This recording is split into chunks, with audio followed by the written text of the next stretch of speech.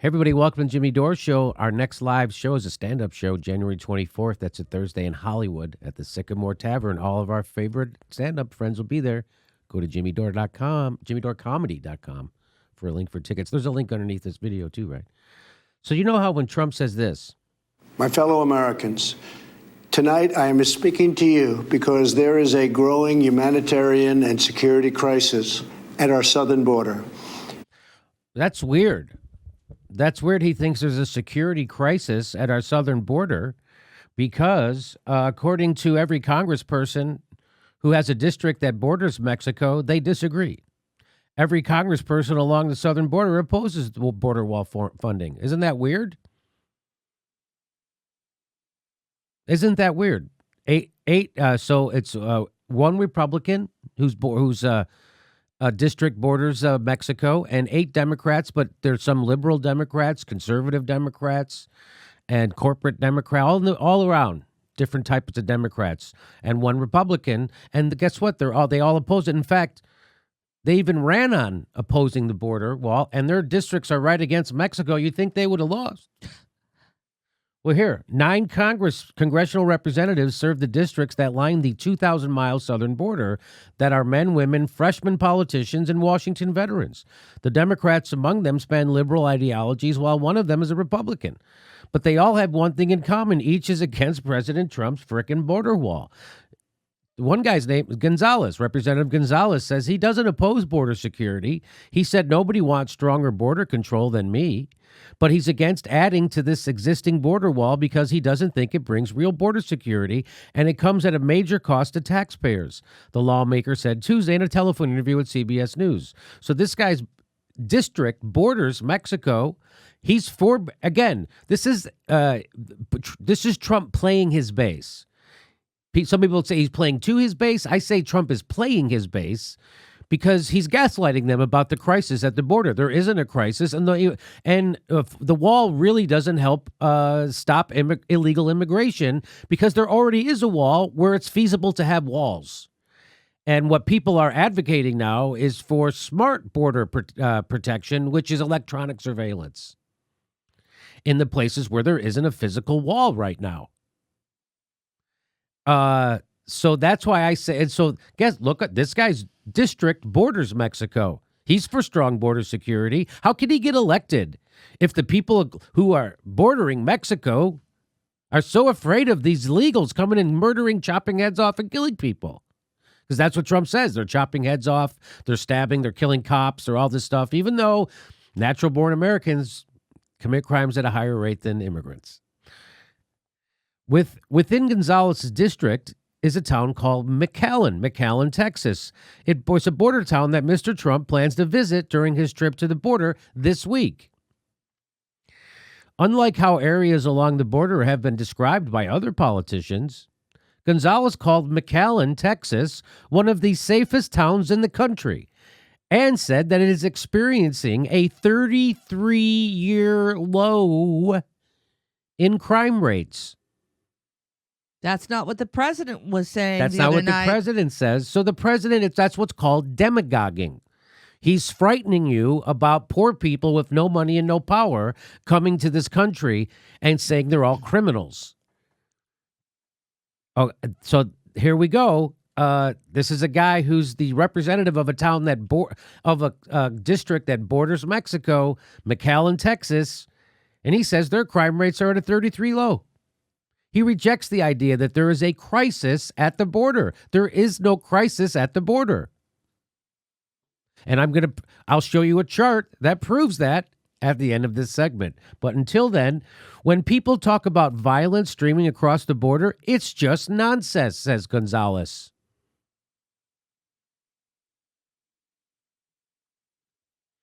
Everybody agrees security is critical. Here's Raul Guevara, who's another guy whose district borders Mexico. He's in Arizona. So Gonzalez is in Texas. He's in Arizona. They both border Mexico. And he says everybody agrees. Everybody, meaning Republicans, anybody who's been down there on the border agrees that security is critical. So they all agree.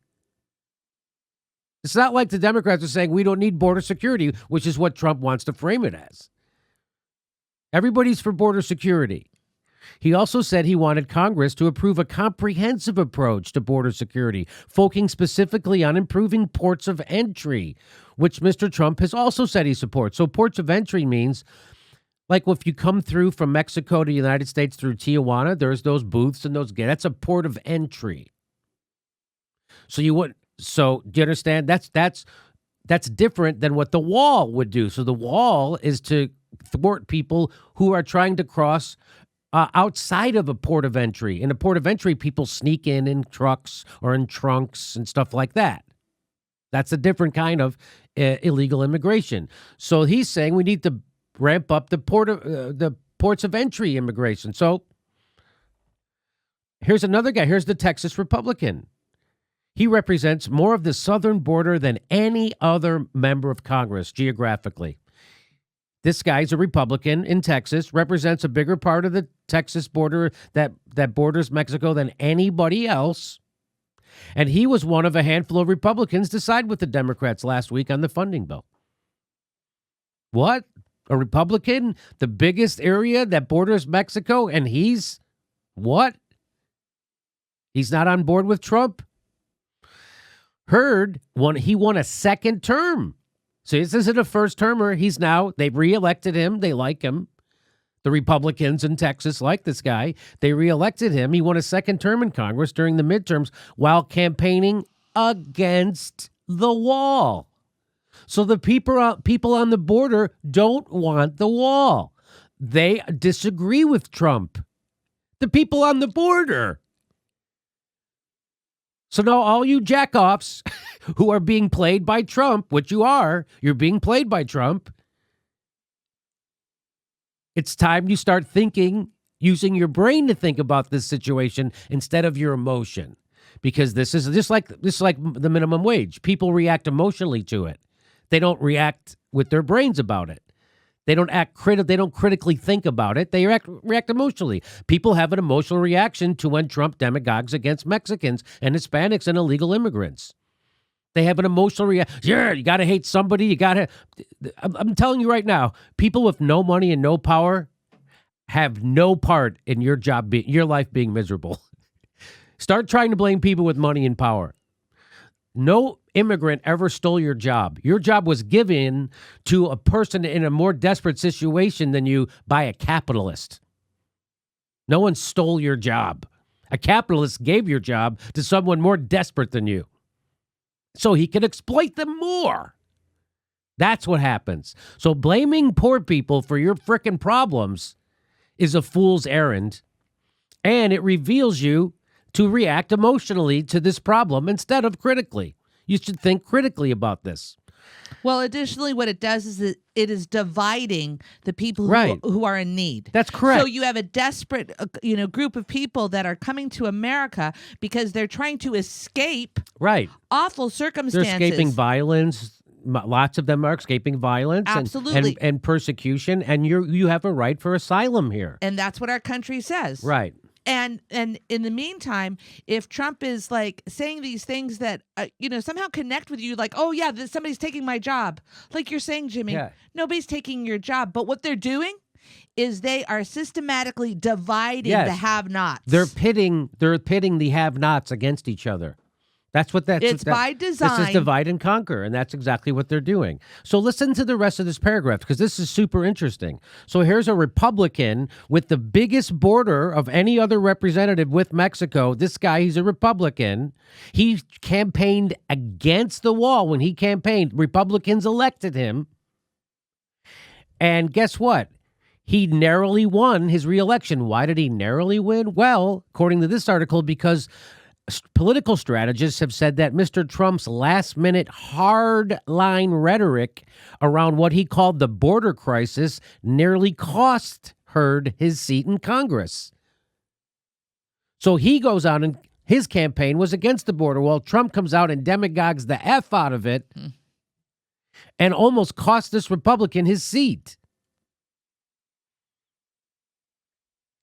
Prior to the government shutdown, Hurd, a former undercover CIA agent, now Republican congressman, had introduced another idea, legislation for a smart border wall. A smart border wall.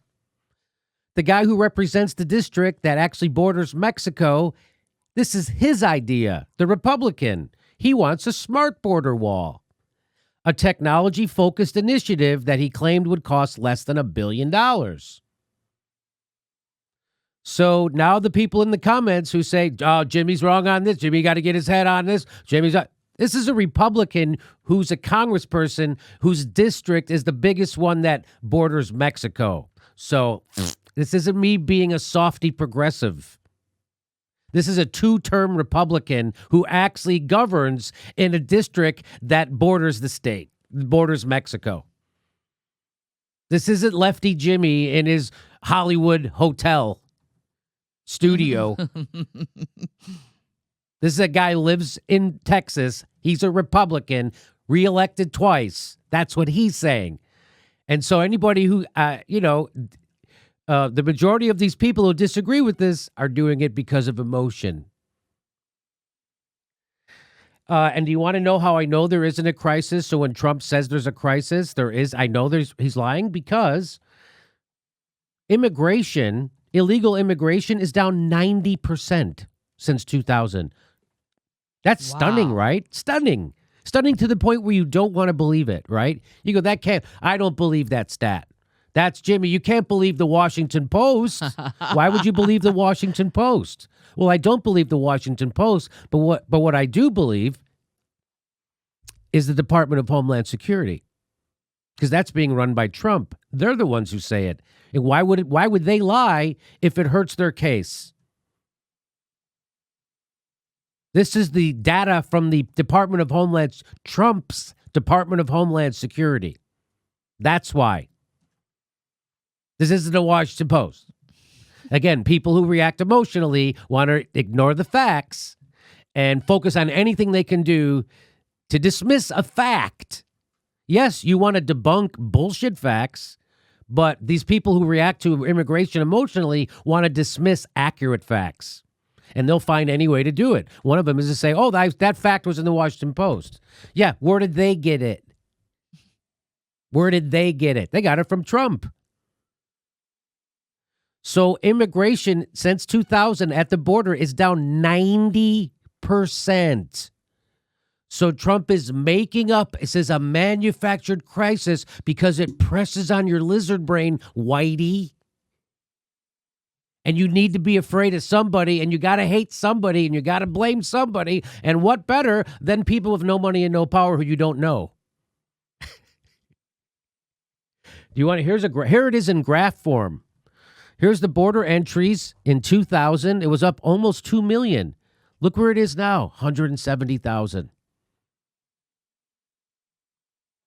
Isn't that something? But Trump will make you think that there's bands of marauding criminals that are come pouring over the border. The border's a crisis. Well, the Republican representative whose town is right on the border says there isn't a crisis there.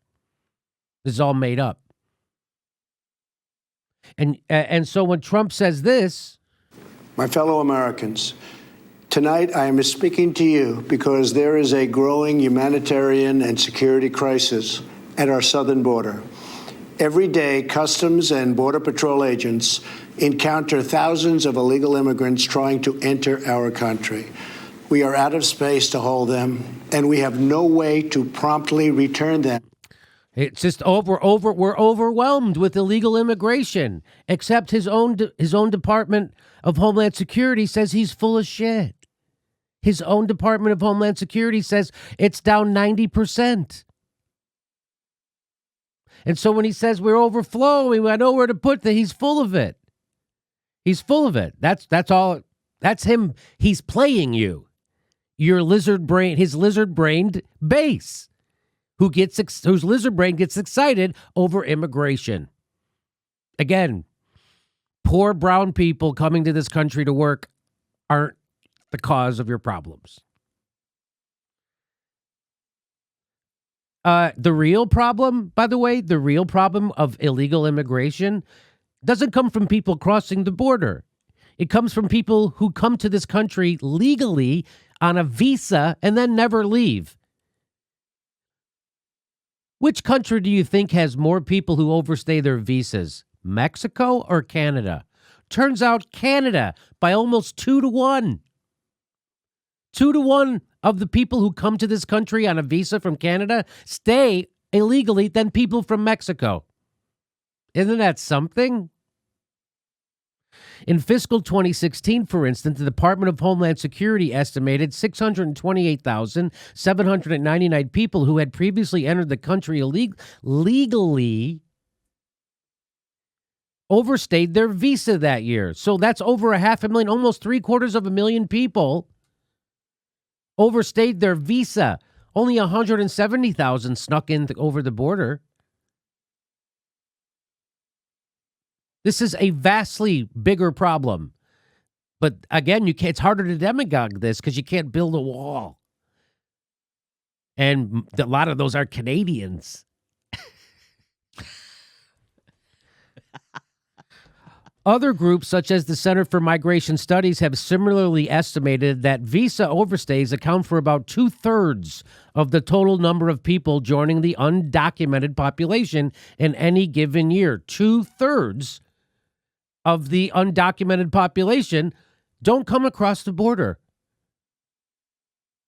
So if Trump was serious about wanting to cut back on illegal immigration, this is what he would be screaming about, yet he's not screaming about it. That's how you know he's full of shit about it. That's another way. That's another way. The number attempting to get across the southern border is probably the lowest it's been since at least the 1970s. I'm surprised that Trump administration hasn't really focused on overstays because that's where the action is. So I like covering this story because there's I would say at least a quarter, maybe 10 to 20% of our own audience doesn't understand this, and that bothers me. I don't want to be one of those guys who people come to get information from my show and they see it and then they're completely wrong about it. So I just want to make sure you can discount or dismiss these facts, but that's on you. It's not going to be on me. That's on you. If you watch this show and you get immigration wrong, that's on you. Because I'm giving you the facts every which way to Sunday. And this is like my third video in 2 days on it. So I'm here, and every congressperson along the southern border opposes border wall funding, including Republican. Our next live show is a stand-up show we're doing Thursday, January 24th in Hollywood at the Sycamore Tavern. $10 tickets Thursday, January 24th. Go to jimmydorecomedy.com for a link for all of our live shows and to find out when our live Jimmy Dore show is coming to your town. Plus, if you can, become a patron. We give you hours of bonus material every week. And remember to make sure you're subscribed. They unsubscribe people. You make sure you subscribe. Click the bell so they send you a notice when we drop a video. Thanks for your support.